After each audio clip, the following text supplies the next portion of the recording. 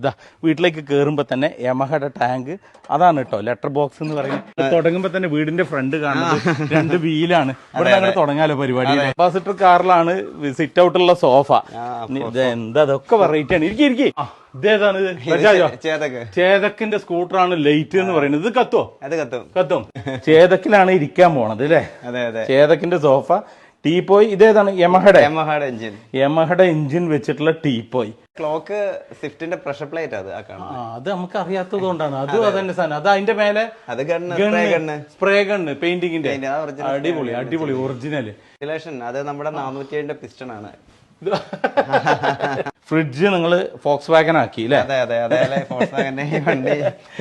ഈ വണ്ടി ഇതേ അല്ലേ ഈ സ്റ്റൈലിലേക്ക് കൊണ്ടുവന്നു. അടിപൊളി. ഇത് ഡൈനിങ് ടേബിൾ വേറെ ലെവല്. ഇതിൽ കുറെ ടൂൾസ് ഉണ്ട്, കുറെ ഇതുണ്ട്.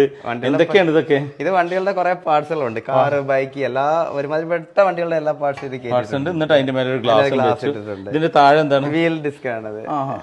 Wheel disk. അടിപൊളി ഒരു സാധനമില്ല. ഇതെന്താ സംഭവം? ഇത് നമ്മുടെ വാഷ് ബേസിനോ? സംഭവം കുഴപ്പമില്ല. എങ്ങനെയാണ് ഇപ്പത്? ഇത് പെട്രോളിന്റെ ഒറിജിനൽ നമ്മുടെ പെട്രോൾ പമ്പിലെ നോസില്, നമ്മുടെ പെട്രോൾ അടിക്കുന്ന നോസിലാണ്. അതിനൊക്കെ നമ്മൾ കറക്റ്റ് ചെയ്തിട്ട് ഇതിനെ നമ്മള് വാഷ് ബേസിനകത്ത് സെറ്റ് ചെയ്ത് നമ്മുടെ അപ്പൊ നമ്മൾ കൈ തൊടാതെ നമുക്ക് ഇതിനകത്ത് കണ്ടില്ല. ഇതായാലും പെടലില്ല.